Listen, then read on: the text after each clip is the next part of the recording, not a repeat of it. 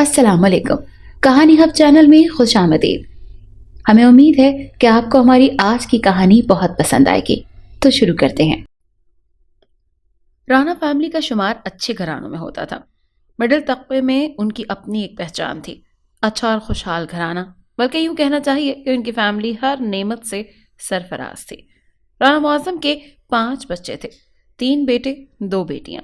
बड़ा बेटा तालीम से फारिग होने के बाद एक अच्छी कंपनी में मुलाजिमत कर रहा था, जिससे घर में मजीद खुशहाली आ गई थी। बाकी अभी तालीम हासिल कर रहे थे। मुनासिब शक्ल सूरत और अच्छे अखलाक के ये बच्चे हर एक की तवज्जो जल्द हासिल कर लेते। यही वजह थी कि आसपास के लोग इस फैमिली से खुश थे और कदर की निगाह से देखते थे। अक्सर लोग अपने बच्चों को उनकी मिसाल दिया करते थे, क्योंकि राना मुअज्जम के तमाम बच्चे तहजीब याफ्ता, सुलझे हुए और खुश इखलाकी तो सोने पर सुहागा थी। आपस में भी प्यार और मोहब्बत से रहना उनका शेवा था। वो सब बड़ी कामयाबी से अपनी अपनी मंजिल की तरफ गामजन थे। मिसेस मुअज्जम एक खुश इखलाक और शुक्रगुजार औरत थी, जो हर वक्त अल्लाह के हुजूर सरबत सुजूद रह के उसकी नेमतों का शुक्र अदा करना और अपने घराने की नादानिस्ता भूल चूक से तौबा करना पसंद करती थीं। बच्चे भी नमाज रोजे के पाबंद थे। सारे लोग ही तकरीबन दोस्ताना ताल्लुकात के हामिल थे। लोग उनके यहाँ आना जाना पसंद करते थे।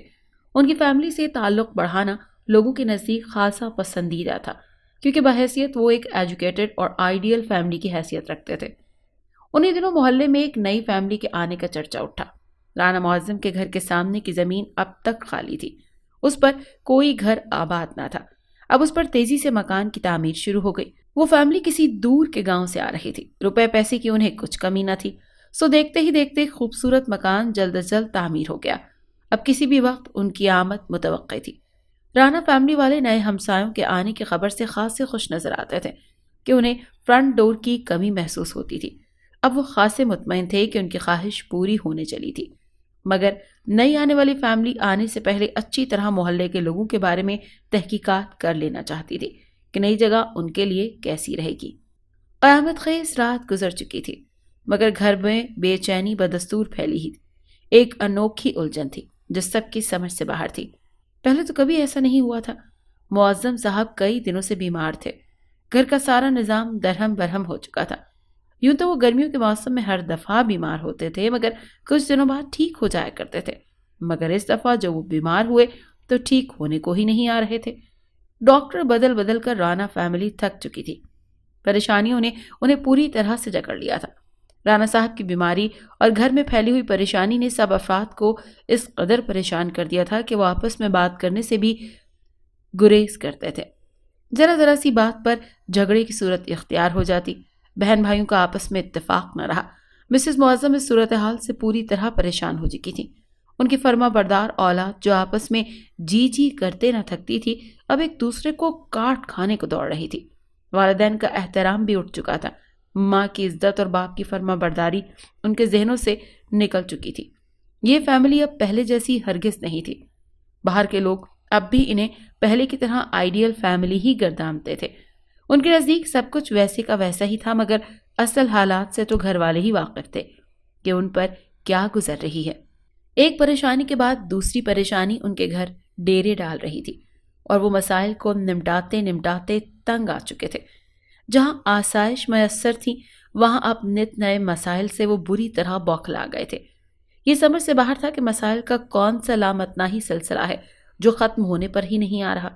अब इसका रुख घर के अफराद की तरफ हो जाना, और वो बीमार पड़ जाते तो कभी उसका रुख घर की तरफ हो जाता, और रोज़ कोई न कोई टूट फूट चीज़ों की खराबी, कोई झगड़ा सर उठा लेता। बेसुकूनी ऐसी थी कि वो लोग गुज़िश्ता सुकून को तरसने लगे थे।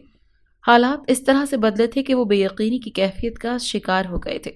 कुछ समझ में नहीं आ रही थी कि किस तरह इन हालात से निकलें जो मुंह खोले उनके मसाइल में नित नए इजाफे कर रहे हैं।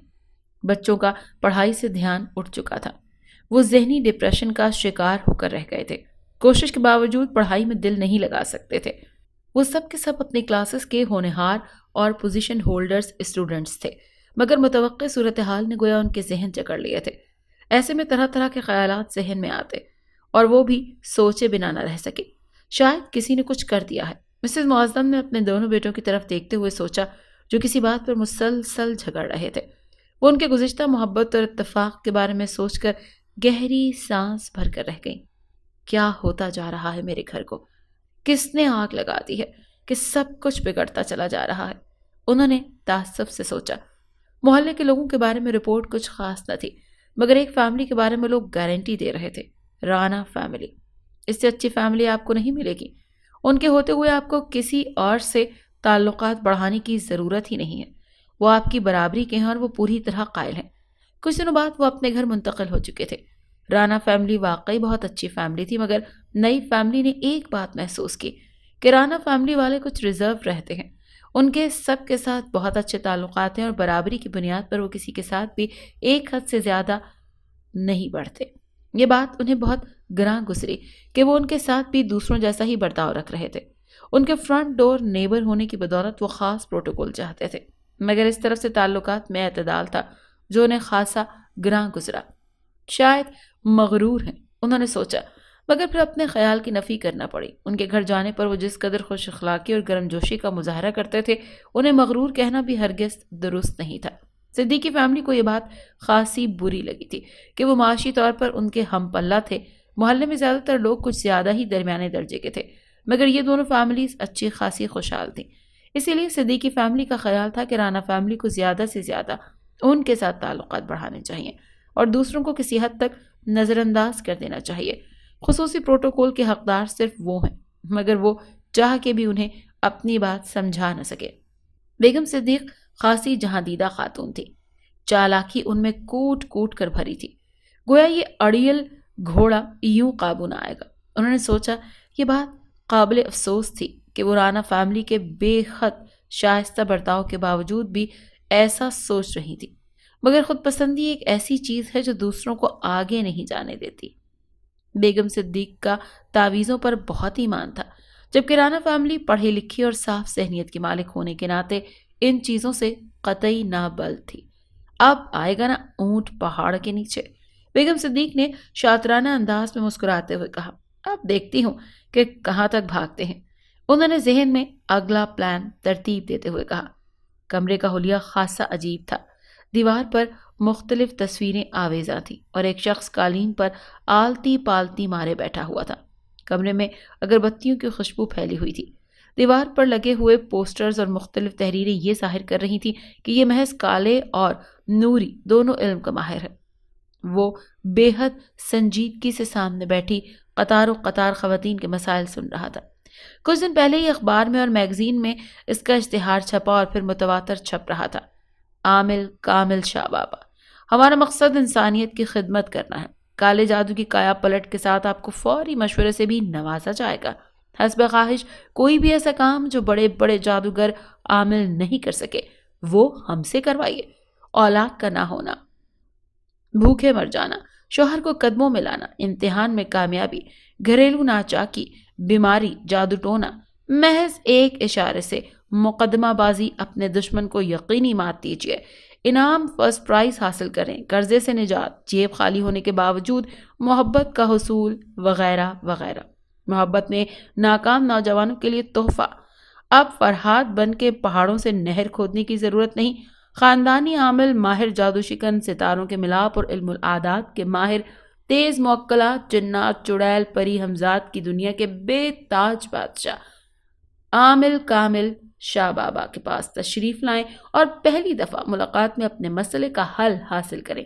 کام نہ ہونے کی صورت میں منہ مانگا جرمانہ ادا کیا جائے گا۔ ماہر عملیات اور تعویذات عامل کامل شاہ بابا، فون نمبر، ایڈریس وغیرہ وغیرہ۔ میگزین میں خاصا تفصیلی ذکر تھا، بلند و بالا دعوے کیے گئے تھے اور تصویری انٹرویوز اور مختلف ناقابل یقین اور غیر معمولی واقعات بھی بیان کیے گئے تھے۔ بڑی بڑی شخصیات کی زندگی کے اہم واقع گویا انہی کی نشاندہی پر ہوتے تھے۔ چند دن کے اندر ہی اندر ان کا کاروبار خوب چمک اٹھا۔ اب تک عامل شاہ بابا کئی کیس کامیابی سے نمٹا چکے تھے اور ان کا شہرہ آفاق دور دور تک پھیل چکا تھا۔ اس وقت بھی وہ خاصے مصروف تھے۔ ایک خاتون کو فارغ کرنے کے بعد اب وہ دوسری کی طرف متوجہ تھے۔ بیگم صدیق ان کے سامنے بیٹھی اپنا مدعا بیان کر رہی تھی، جنہیں سن کے ان کے لبوں پر مسکراہٹ پھیلتی جا رہی تھی۔ ہمسائیگی میں رقابت معمولی کیس تھا۔ ایسے کیس ان کے پاس دن میں نہ جانے کتنے ہی آتے تھے۔ کبھی کوئی اپنے ہمسائے سے مکان خالی کروانا چاہتا تو کوئی اپنے ہمسایوں کے پرسکون ماحول میں آگ لگوانا چاہتا۔ مگر یہاں مسئلہ ذرا اور تھا۔ بیگم صدیق کے بقول ان کی نیت ہرگز بری نہ تھی۔ وہ تو اپنی خوشحال ہمسایوں کو تباہال کرنا چاہتی تھی اور نہ ہی انہیں وہاں سے گھر چھوڑنے پر مجبور کرنا چاہتی تھی، بلکہ وہ انہیں اپنا مطیع اور فرما بردار بنانا چاہتی تھی۔ یعنی وہ انہیں اپنا گرویدہ کرنا چاہتی تھی، اور یہ ان کے نزدیک ہرگز بھی کوئی برا کام نہ تھا۔ عامل شاہ بابا مسکرا اٹھے۔ محبوب کو قدموں میں لانے کے لیے بہت پاپڑ بیلنا پڑتے ہیں بی بی، یوں ہی کوئی قدموں میں نہیں آ جاتا۔ تمہاری مراد ضرور پوری ہوگی، مگر اس میں پڑھائی کچھ زیادہ کرنی پڑے گی، گویا خرچ بھی۔ انہوں نے بات ادھوری چھوڑ دی۔ آپ فکر نہ کریں، جو آپ چاہیں گے مل جائے گا، بس ہمارا کام جلد از جلد ہونا چاہیے۔ بیگم صدیق نے فوراً کہا۔ اس کی تو آپ بالکل فکر نہ کریں، یہ تو میرے بائیں ہاتھ کا کام ہے۔ پھر کچھ ضروری باتیں وہ انہیں دھیرے دھیرے سمجھانے لگے۔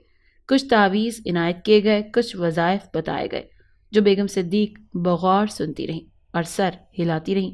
ساری باتیں آپ کی سمجھ میں آئیں؟ شاہ بابا نے اینڈ میں پوچھا۔ جی شاہ بابا، سمجھ گئی میں، وہ فرما برداری سے بولی۔ جیسا کہا ہے ویسا ہی کرنا، کوئی کام غلط نہ ہو۔ تم اپنا کام کرنا اور باقی کام ہمارے ذمے چھوڑ دینا۔ کچھ ہی دن بعد وہ تمہارے پاؤں کے تلوے چاٹ رہے ہوں گے۔ بیگم صدیق کے لبوں پر تیکھی مسکراہٹ پھیل گئی۔ وہ یہی تو چاہتی تھیں۔ ان کے ذہن میں مسز معظم کا سراپا گھوما، جو اپنی خوش اخلاقی کی بدولت خاصی مقبول تھی، مگر وہ چاہتی تھی کہ وہ خوش اخلاقی ان تک محدود ہو کر رہ جائے۔ گلی میں ہر طرف سناٹا چھا چکا تھا۔ گھروں کے باہر لگی ہوئی لائٹس آف ہو چکی تھی اور سب لوگ خواب خرگوش کے مزے لینے لگے تھے کہ دفعتاً ایک گھر کا دروازہ ہلکی سی آواز کے ساتھ کھلا اور ایک سر باہر کی طرف نکلا، مگر دوسرے ہی لمحے اندر ہو گیا۔ گلی کے نکڑ سے ایک سایہ بڑھتا آ رہا تھا، قدموں کی چاپ فضا میں گونج رہی تھی، جو نزدیک سے نزدیک ہوتے ہوتے آخر کھلے ہوئے دروازے سے آگے کی طرف بڑھ گیا اور گلی کے سرے سے دوسری طرف منتقل ہو گیا۔ دروازے سے ایک دفعہ پھر سر باہر نکل گیا اور گلی کو خالی دیکھتے ہوئے کس قدر سکون کے سانس لیا گیا۔ پھر دروازہ کھولتے ہوئے پورا وجود باہر نکلا۔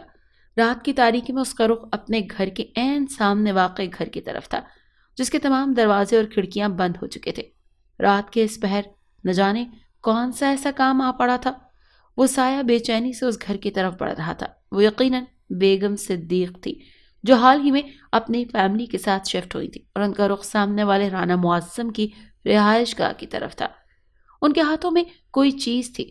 پھر وہ مین گیٹ کے سامنے جا کر رکی۔ گلی کے اندھیرے میں ایک شعلہ سلبکا اور کاغذ کے ٹکڑے نے آگ پکڑ لی۔ اس معمولی سی زرد روشنی میں بیگم صدیق کا چہرہ عجیب و غریب دکھائی دے رہا تھا۔ ان کی آنکھوں میں عجیب سی چمک ابھر رہی تھی۔ کاغذ کے چلنے کے ساتھ فضا میں قدرے ناخوشگوار بو پھیل چکی تھی۔ بیگم صدیق ارد گرد سے بے خبر اپنے عمل میں مصروف تھی۔ گھر کے مکین جو دروازے بند کر کے خود کو محفوظ تصور کر چکے تھے، وہ شاید یہ کبھی بھی جان نہ پائے تھے کہ بند دروازے بھی ان کی حفاظت نہیں کر سکتے، اور نقب لگانے والا نقب لگا چکا تھا۔ 2 سال پہلے گھر کے حالات ایسے نہ تھے جیسے کہ اب ہو گئے۔ بے چینیاں، الجھنیں، پریشانیاں، مسائل روز بروز بڑھتے جا رہے تھے۔ رانا فیملی شروع میں تو صبر و تحمل سے سب کچھ برداشت کرتی رہی، مگر اب ان کی برداشت سے باہر ہوتا جا رہا تھا۔ پے در پے مسائل تو اچھے خاصے مضبوط انسان کو بھی بوکھلا دیتے ہیں، وہ بھی بوکھلا گئے تھے۔ رانا معظم کی بیماری، معاشی حالات میں پریشانی، بجٹ میں خسارہ اور گھریلو ناچاقیاں، پر سب کچھ اس قدر اچانک ہوا تھا کہ وہ حیران اور پریشان رہ گئے تھے۔ مذہب کی طرف رجحان تھا، سو اللہ سے رو رو کر دعائیں مانگی گئیں، نوافل ادا کیے گئے، مگر حالات ٹس سے مس نہ ہوئے۔ پریشانیاں جوں کی توں رہیں، آزمائشیں بڑھتی جا رہی تھیں اور حوصلے جواب دیتے جا رہے تھے۔ آس پاس کے لوگوں میں چہمگوئیاں ہوئیں۔ مسز معظم اپنے حالات سے مجبور ہو کر اپنا حال چند خواتین کے سامنے کہنے پر مجبور ہو گئی۔ حیرت اور تعصب کا اظہار کیا گیا، ہمدردی اور پرخلوص الفاظ سے نوازا گیا۔ مختلف خواتین کی مختلف آرا تھی۔ اچھا خاصا خوشحال کھاتا پیتا گھرانہ تھا۔ لگتا ہے کسی کی نظر لگ گئی ہے۔ ارے نظر کا کیا ہے، یہ تو جادو ہے، سیدھا سادہ جادو، کسی نے تعویذ کر دی ہیں بیچاروں پر۔ ہاں یہ بھی ٹھیک ہے۔ مسز معظم پریشان ہوئی، اٹھی۔ تعویذ دھاگوں اور جادو ٹونوں سے ان کا واسطہ کب پڑا تھا؟ ساری زندگی یوں ہی شرافت اور سادگی سے گزاری تھی۔ تیز تراری نام کی تو کوئی چیز نہیں تھی ان میں، گویا واقعی کسی نے جادو کر دیا تھا۔ انہوں نے سوچا، مگر کسی سے ہماری دشمنی نہیں، سب جانتے ہیں ہم نے کبھی کسی کے ساتھ برا نہیں کیا۔ تم ٹھیک کہتی ہو بی بی، مگر آج کل کے لوگوں سے تو تم واقف نہیں ہو، نہ کسی کی خوشی دیکھ سکتے ہیں، نہ کھاتے پیتے۔ حسد اور خود غرضی تو ہمارے معاشرے کی جڑوں میں بیٹھ چکی ہے، مجھے تو کسی حاسد کا کام لگتا ہے، کاری وار کیا ہے کسی نے، بہت ہی ظالم ہے، نہ جانے کون سا بدلہ لیا ہے۔ مسز معظم ہزاروں اندیشوں میں گھری ہوئی گھر واپس آ گئی، جہاں چھوٹے بیٹے کا سر پھٹنے کی دلسوز خبر ان کی منتظر تھی۔ وہ دل پکڑ کر رہ گئی۔ عامل شاہ بابا بہت تیزی سے اپنے کلائنٹس کو بھگتا رہے تھے، اس کی نظر بار بار گھڑی کی طرف اٹھ رہی تھی۔ مختلف کلائنٹس کے چلے جانے اور عمل آج کی رات مکمل کرنے تھے۔ بیگم صدیق کا عمل بھی آج رات ہی کرنا تھا۔ انہوں نے اپنا عمل شروع کیا تھا، اب اس کی پڑھائی کی ضرورت باقی تھی۔ آخری گاہک باقی تھا۔ جی فرمائیے، آپ کا کیا مسئلہ ہے؟ بابا نے نرمی سے دریافت کیا۔ بس جی کیا کہوں، مسئلہ تو بہت چھوٹا سا ہے۔ سامنے بیٹھا وہ شخص کافی عیار لگ رہا تھا۔ بابا کی جہاندیدہ نگاہیں اس کا جائزہ لے چکی تھیں اور وہ جان چکا تھا کہ اس جیسا شخص کوئی معمولی مسئلہ تو خیر کیا بیان کرے گا، یقیناً کوئی گہری سازش ہوگی۔ آج اماوس کی رات تھی۔ آج کی رات بہت سے اہم چلے کرنا تھے۔ عامل بابا اسے جلدی بھگتانا چاہتا تھا، مگر وہ قدرے آرام سے بیٹھا ادھر ادھر کا جائزہ لے رہا تھا، گویا ماحول اور بابا کی ذہانت کو تولنا چاہتا تھا۔ آپ بیان کیجئے، میری کوشش ہوگی کہ آپ کا مسئلہ حل ہو، آخر ہم یہاں آپ کی خدمت کے لیے ہی تو بیٹھے ہیں۔ وہ خالص پیشہ ورانہ انداز میں اسے مطمئن کرتے ہوئے بولا۔ بات دراصل یہ ہے کہ ایک اچانک اور فوری کام آن پڑا ہے جو آج ہر حالت میں ہونا چاہیے۔ آج کی رات سنا ہے بہت خاص ہے۔ وہ چالاکی سے بولا تو بابا نے قدرے سنجیدگی سے اس کی طرف دیکھا۔ دیکھیے، یہ ہمارے کاروبار کا اصول ہے کہ اگر آپ کو اپنا کام کروانا ہے تو ہمیں آ کے مطلع کریں، پھر یہ دیکھنا ہمارا کام ہے کہ اسے کب اور کیسے کرنا ہے۔ ایک دم سے آ کے حکم چلانا ہمارے کاروبار کا حصہ نہیں۔ وہ قدرے ناپسندیدگی سے بولا۔ ویسے بھی آج کی رات میرے بہت سے کلائنٹس ہیں جو آپ سے پہلے آ چکے ہیں، ان کے لیے مخصوص ہے اور وہ مجھے ان کے کام ہر حال میں آج رات کرنے ہیں، ورنہ ان کا سارا عمل چوپٹ ہو جائے گا۔ آپ تسلی سے اپنا مسئلہ بیان کریں، میں اسے جلد حل کرنے کی کوشش کروں گا۔ آپ کے کام کی وجہ سے میں دوسروں کے عمل اور چلے برباد نہیں کر سکتا۔ آپ نہیں سمجھ سکتے کہ ذرا سی چوک سے کیا کچھ ہو سکتا ہے۔ یہ کالا علم بچوں کا کھیل نہیں ہے۔ وہ آسانی سے اپنے ضدی گاہک کو سمجھاتے ہوئے بولا، مگر لگتا تھا کہ اس کی گفتگو کا آنے والے پر قطعاً اثر نہیں ہوا۔ دیکھیں، آپ بادشاہ ہیں، عملیات کے جادو چلے آپ کے بائیں ہاتھ کا کام ہے۔ آپ کے منہ سے ایسی باتیں کچھ بھلی معلوم نہیں ہوتی۔ بدستور چالاکی سے بات منوانا چاہ رہا تھا۔ آپ ٹھیک کہہ رہے ہیں، بابا نے سنجیدگی سے اسے گھورتے ہوئے کہا۔ وہ شخص اسے اپنے سیدھے سادھے مسائل کا شکار افراد سے خاصا تیز ترار معلوم ہو رہا تھا۔ اس کا طرز گفتگو اور انداز خاصا مکارانہ تھا۔ مگر میں آپ کو بتا چکا ہوں کہ ہر کام کے کچھ اصول اور ضوابط ہوتے ہیں اور ہر کام کے لیے ایک وقت مقرر ہوتا ہے۔ آج کی رات جن کاموں کے لیے ہے وہ مجھے آج ہی کر لینے دیں۔ آپ کا کام پھر بھی کسی وقت ہو سکتا ہے اور ضد مت کیجیے۔ I know better my own business۔ عامل بابا نے قدرے غصے سے اپنی گریجویشن تک حاصل کردہ تعلیم کو چھیڑتے ہوئے انگلش استعمال کی، لیکن آنے والا یقیناً بابا سے اچھی انگلش جانتا تھا، مگر جس چولے میں بیٹھا تھا اسے انگلش بولنا کچھ زیب نہیں دیتا تھا، اس لیے وہ ہمیشہ اردو میں بات کرتا تھا۔ دیکھیے عامل صاحب، یہی بات تو میں آپ کو سمجھانا چاہتا ہوں کہ ہر کام کے لیے ایک مخصوص وقت ہوتا ہے اور وہ کام اسی وقت سر انجام دیا جائے تو بہتر ہے۔ آپ یقین مانیں، میرے کام کے لیے آج کی رات سے بہتر اور کوئی رات ہرگز نہیں ہے۔ اس سے پہلے کہ عامل چڑھ کر اسے کوئی سخت جواب دیتا، اس نے اپنی جیب سے نوٹوں کی گڈیاں نکال کر بابا کے سامنے رکھ دی۔ عامل چونک کر چپ ہو گیا۔ یقیناً اس کے کام کے کچھ اصول و ضوابط تھے، جن میں ایک اصول دولت کمانا بھی تھا۔ پیسہ اس کی سب سے بڑی ترجیح تھا۔ وہ ان مسائل میں یوں ہی تو نہیں پڑا تھا۔ اب وہ خاموش تھا اور سامنے بیٹھا وہ شخص بڑی روانی سے اسے اپنے مسائل کی نوعیت بتا رہا تھا۔ وہ بڑے غور سے اسے سن رہا تھا۔ اب اس کے پیش نظر صرف اس کا کام تھا، دیگر نامکمل کاموں کو وہ بالکل بھول چکا تھا۔ اب اس کے خواب و خیال میں بھی انہیں پورا کرنے کا امکان نہ تھا، بلکہ اب تو اس کی نظر میں سامنے پڑے ہوئے نوٹوں کی گڈیاں تھیں اور ذہن سے تمام پچھلے کلائنٹس جو یقیناً بھاری رقمیں ادا کر چکے تھے غائب ہو گئے۔ اس کی نظر میں تو سامنے پڑی ہوئی دولت تھی اور مزید جو ملنے والی تھی۔ سچویشن بڑی عجیب ہو گئی تھی۔ جو کام کچھ دیر پہلے کرنے کے لیے لازم اور ملزوم وہ کہہ رہا تھا، اب نوٹوں کی چمک دیکھ کر غیر اہم ہو گئے تھے، مگر وہ اپنی ہوس میں یہ بھول چکا تھا کہ جن کے لیے اس نے کام کیے تھے اور جن مظلوموں پر ظلم ڈھائے تھے، ان پر اس ادھورے عمل کا کیا اثر پڑے گا؟ کیا وہ ان کی تباہی کا سامان کرنے نہ چلا تھا، صرف چند روپوں کی خاطر؟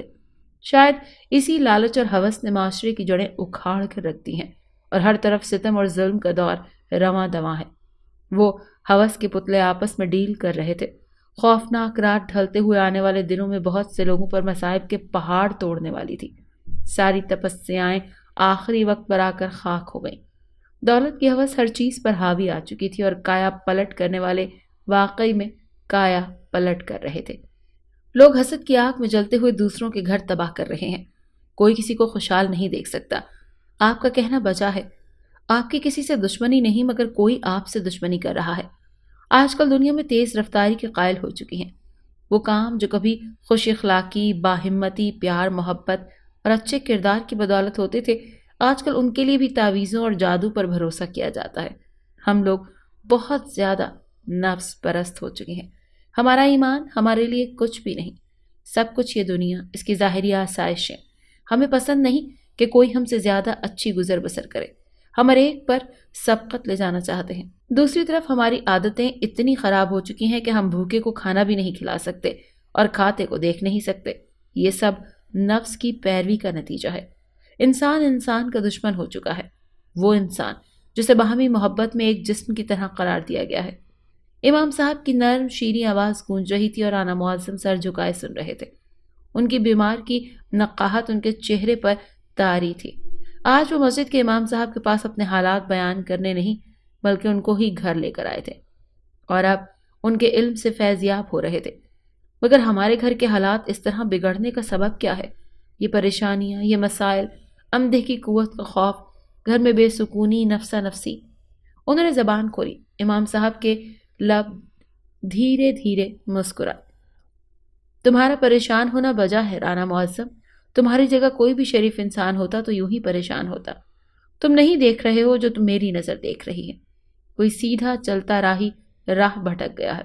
منزل کچھ اور تھی، پہنچ کہیں اور گیا ہے۔ ہونا کچھ اور تھا اور ہو کچھ اور گیا ہے۔ وہ گھمبیر لہجے میں بولے تو رانا معظم نے قدرے الجھ کر ان کی طرف دیکھا۔ وہ ان کی بات کو ذرا بھی نہیں سمجھ سکے تھے۔ امام صاحب ان کی کیفیت سمجھ رہے تھے۔ زیادہ گہرائی میں مت جاؤ معظم، جتنا کھودو گے اتنا ہی گند نکلے گا۔ آسان لفظوں میں یہ سمجھ لو کہ کسی نے تم لوگوں کو اپنا گرویدہ بنانے کے لیے کوئی عمل کیا تھا، مگر آخر میں آ کے اسے نامکمل چھوڑ دیا۔ سب الٹ گیا۔ جو طاقتیں اس عمل میں ملوث تھیں وہ بفر گئیں اور ان کے غصے کا رخ تمہارے گھر کی طرف مڑ گیا، کیونکہ عمل تو کیا ہی گیا تھا۔ اسی لیے عمل کے الٹنے پر ستم کا نشانہ بھی تمہارا ہی گھر بنا۔ یہ پریشانیاں، یہ مصائب، یہ مسائل ایک تسلسل سے تم پر آ رہے ہیں، اور ان کی وجہ محض خود غرضی اور خود پسندی کے سوا کچھ بھی نہیں۔ رانا معظم اپنی جگہ دم بخود تھے۔ بہت سے لوگوں نے ان کی توجہ اس طرف دلائی تھی، مگر انہوں نے پرواہ نہ کی تھی۔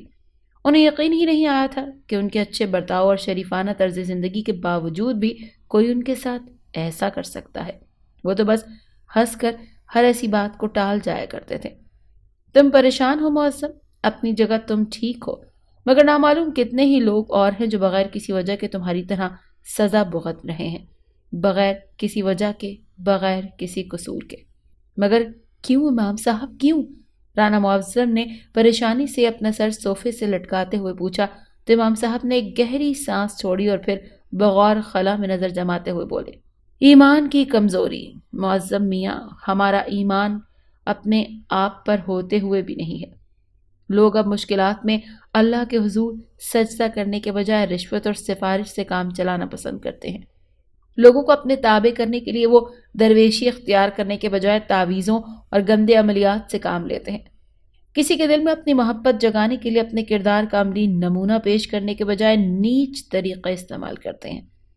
دولت حاصل کرنے کے لیے اپنے زور بازو پر بھروسہ کرنے کے بجائے رات میں امیر ہونے کے خواب دیکھتے ہیں، اور اس خواہش کی تکمیل کے لیے جگہ جگہ سر ٹیکتے ہیں، یہ دیکھے بنا کہ وہ در جس پر وہ سر جھکا رہے ہیں بت خانہ ہے کہ سجدہ کا۔ ہمارے عمل ہمارے فرض تک محدود ہو کر رہ گئے ہیں۔ ہمارے یقین رب کائنات اور لامحدود قوتوں کے مالک سے اٹھ کر محدود قوتوں اور اوچے ہتھ کنڈے کو استعمال کرنے والوں پر پختہ ہو چکا ہے۔ ہمارا ایمان کمزور ہو چکا ہے۔ ایمان کی یہ سراسر کمزوری ہے کہ کچھ لوگ کبھی کبھی اپنے کاموں کے لیے تعویذ گنڈے کرواتے ہیں۔ ہم اپنی الہامی کتاب سے رشد و ہدایت حاصل نہیں کرتے، بلکہ لوگ ایسا نہیں کر رہے اور دنیا کے شعبدوں میں پڑ چکے ہیں۔ ایمان کمزور پڑ جائے تو آفتیں نازل ہوتی ہیں، بلائیں اترتی ہیں، بیماریاں پھیلتی ہیں اور بد کرداروں کے معاشرے میں کوئی با کردار بھی محفوظ نہیں رہ سکتا، وہ ان کے شر کا شکار ہو جاتا ہے۔ یہ فطرت کا اصول ہے جس کو بدلنا ممکن نہیں۔ امام صاحب دھیرے دھیرے کہہ رہے تھے اور رانا معظم دل میں سوچ رہے تھے کہ ہم تو صرف اپنی فیملی کے گواہ ہیں، مگر ہمارے معاشرے میں نہ جانے کتنے ہی خاندان ایسے ہیں جو کسی کی خود غرضی خود پسندی کی بھینٹ چڑھ کر زندہ درگور ہو رہے ہیں۔ وہ رات میں آواز کی رات تھی۔ امام صاحب اپنی باتوں میں مصروف تھے۔ گھر کے باقی لوگ کمرے میں بیٹھے گردن نیچی کیے ان کی باتیں سن رہے تھے اور انگشتے بدندہ تھے کہ ان پر کس نے جادو کروایا۔ اچانک کمرے کی لائٹ چلی گئی اور پھر معظم صاحب کی کربناک اور فلک شگاف چیخ سنائی دی اور پھر وہی ہوا۔ امام صاحب کی گرجدار آواز گونجی، کم بخت، اپنی جگہ رک جا، ساکت ہو جا۔ اچانک اندھیرے میں دودھیا روشنی کا ایک حالہ نظر آیا اور اس حالے میں ایک سیاہ سایہ کھڑا تھا جس کی حالت عجیب تھی اور اس کی شباہت بھیانک لگ رہی تھی۔ کمرے میں بیٹھے ہوئے سب کے سب جیسے سکتے میں تھے اور کسی کو معلوم نہ تھا کہ معظم صاحب کی چیخ کیوں بلند ہوئی۔ اتنے میں دوبارہ امام صاحب کی آواز سنائی دی، بدبخت، کیا تجھے معلوم نہیں کہ مارنے والے سے بچانے والا کہیں زیادہ طاقتور ہے؟ بچانے والا تو وہ ہے جو دین اور دنیا کا پروردگار ہے، اس کی نظر ہر طرف ہے، وہ سب کچھ ہر لمحہ ہر پل دیکھتا ہے، اسے نہ اونگ آتی ہے نہ اس کی پلک چھپکتی ہے، کالی طاقتیں روشنی کے آگے فنا ہو جاتی ہیں۔ آج تیری تمام زیادتیاں دم توڑ دیں گی، تیرا وجود ہمیشہ ہمیشہ کے لیے ختم ہو جائے گا، تو نے بہت ظلم کر لیا، تیرے آقار کروانے والے کا وجود مخلوق خدا کے لیے خطرہ ہے، لہذا تجھے ختم ہونا ہے، تو 2 حصوں میں بٹ جا اور دونوں بدبختوں پر گر جا۔ امام صاحب پورے جلال میں تھے، اندھیرے میں ان کی آواز سے اندازہ ہو رہا تھا، پھر دیکھتے ہی دیکھتے وہ سیاہ حولہ روشنی کے حالے میں 2 حصوں میں بٹ گیا، پھر وہ روشنی کا حالہ بھی 2 حصوں میں الگ الگ ہو گیا اور پھر دیکھتے ہی دیکھتے روشنی کے دونوں حالے کمرے سے باہر نکل گئے۔ روشنی کے حالے جب کمرے سے باہر نکل گئے تو اچانک کمرے میں خود بخود لائٹ جل گئی۔ امام صاحب مسکراتے ہوئے اپنی جگہ سے اٹھے اور رانا معظم کے قریب آ کر بیٹھ گئے، ان کے سر پر ہاتھ پھیرا، مصافحہ کر کے مسجد کی طرف چلے اور جاتے جاتے بولے، معظم صاحب، آپ کو اور تمام گھر والوں کو خوشیاں مبارک ہوں، مصیبت کی سیاہ راتیں ختم ہو گئی انشاءاللہ تعالی، آپ فجر کی نماز میں آپ سے مسجد میں ضرور ملاقات ہوگی۔ صبح علاقے میں زبردست کوہرام تھا کیونکہ بیگم صدیق اور عامل شاہ بابا دونوں حرکت قلب بند ہو جانے کی وجہ سے انتقال کر چکے تھے۔ اگر آپ کو ہماری آج کی کہانی اچھی لگی تو ہمارے چینل کو لائک اور سبسکرائب کریں اور اس کہانی کو زیادہ سے زیادہ شیئر کریں۔ شکریہ۔